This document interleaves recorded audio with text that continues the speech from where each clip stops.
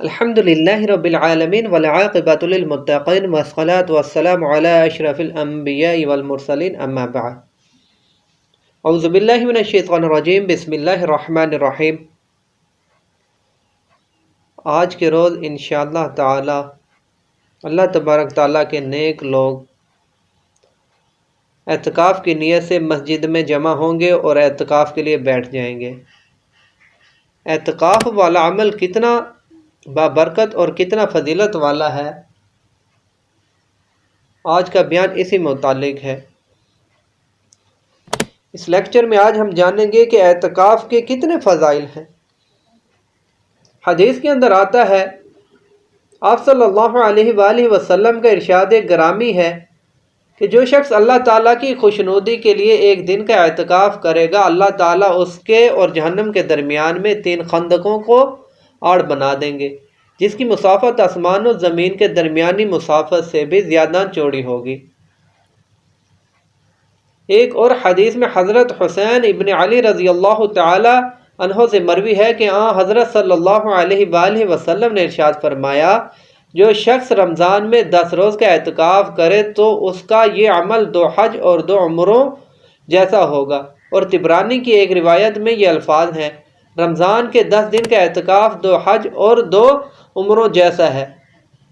اور ایک حدیث میں ارشاد ہے، کچھ لوگ مسجدوں کے لیے میخ بن جاتے ہیں، یعنی وہ ہر وقت مسجد میں بیٹھے رہتے ہیں۔ ایسے لوگوں کے ہم نشین فرشتے ہوتے ہیں۔ اگر یہ لوگ کبھی مسجد سے غائب ہو جائیں تو فرشتے انہیں تلاش کرتے ہیں، اور اگر یہ بیمار ہو جائیں تو ان کی عبادت کرتے ہیں، اور اگر ان کو کوئی ضرورت پیش آ جائے تو یہ فرشتے ان کی مدد کرتے ہیں۔ اعتکاف کرنے سے اس حدیث کی فضیلت بھی حاصل ہوتی ہے، جو بہت بڑی فضیلت ہے۔ حضرت ابن عباس رضی اللہ تعالی عنہ سے روایت ہے کہ حضرت صلی اللہ علیہ وآلہ وسلم نے فرمایا، اعتکاف کرنے والا گناہوں سے محفوظ ہو جاتا ہے اور اس کی تمام نیکیاں اسی طرح لکھی جاتی ہیں جیسے وہ ان کو خود کرتا رہا ہو۔ مطلب یہ ہے کہ اعتکاف کا ایک بہت بڑا فائدہ یہ ہے کہ جتنے دن انسان اعتکاف کرتا رہے گا گناہوں سے محفوظ رہے گا، اور گناہ وہ باہر رہ کر کرتا تھا اب اس سے رک جائیں گے۔ لیکن یہ اللہ تعالیٰ کی رحمت ہے کہ باہر جو نیکیاں کرتا تھا اعتکاف کی حالت میں اگرچہ وہ ان کو انجام نہ دے سکے گا، لیکن وہ اس کے نام اعمال میں بدستور لکھی جاتی رہیں گی اور اسے اس کا ثواب دیا جاتا رہے گا۔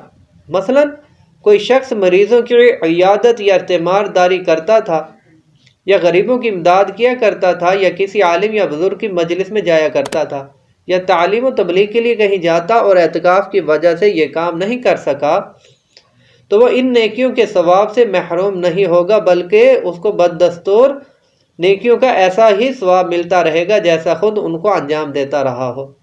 ایک حدیث میں آتا ہے، جس نے اللہ تعالیٰ کی رضا کے لیے ایمان اور اخلاص کے ساتھ اعتکاف کیا تو اس کے پچھلے گناہ معاف ہو جائیں گے۔ گناہ سے مراد صغیرہ گناہ ہے، کیونکہ گناہ کبیرہ کی معافی کے لیے توبہ شرط ہے۔ البتہ جب معتکف خدا کے حضور آہ بقا کرتا ہے اور اپنے سابقہ گناہوں سے سچی توبہ کرے تو آئندہ وہ گناہ نہ کرنے کا عزم کرے تو یقینی بات ہے کہ کبیرہ گناہ بھی معاف ہو جاتے ہیں۔ اس صورت میں گناہوں سے مراد کبیرہ بھی ہو سکتے ہیں، لہذا معتکف کو چاہیے کہ استغفار کا اہتمام کرے۔ ایک اور حدیث میں ہے، حضرت امی عائشہ رضی اللہ تعالی عنہا فرماتی ہیں کہ رسول اللہ صلی اللہ علیہ وآلہ وسلم رمضان کے آخری عشرہ میں اعتکاف فرمایا کرتے تھے، اور فرمایا کرتے تھے کہ لیلۃ القدر کو رمضان کی آخری رات میں تلاش کیا کرو۔ حضرت عائشہ رضی اللہ تعالی عنہ فرماتی ہیں کہ رسول اللہ صلی اللہ علیہ وآلہ وسلم رمضان کے آخری عشرہ میں اعتکاف فرمایا کرتے تھے، اور فرمایا کرتے تھے کہ لیلۃ القدر کو رمضان کی آخری راتوں میں تلاش کیا کرو۔ اعتکاف سے لیلۃ القدر کو پانا آسان ہو جاتا ہے، جس کی فضیلت 1000 مہینوں سے زیادہ ہے، لہٰذا آخری عشرہ کی ساری راتوں میں بیداری کا اہتمام کرے، ورنہ کم از کم طاق راتوں کو تو ضرور عبادت میں گزارے۔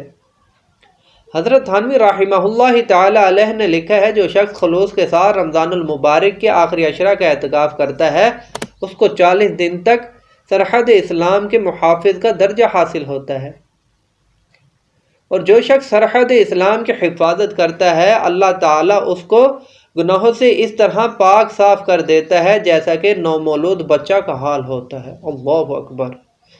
اور اس عمل کو اللہ تعالیٰ قیامت تک بڑھاتا ہے اور اس کی قبر کے عذاب سے حفاظت فرما لیتا ہے۔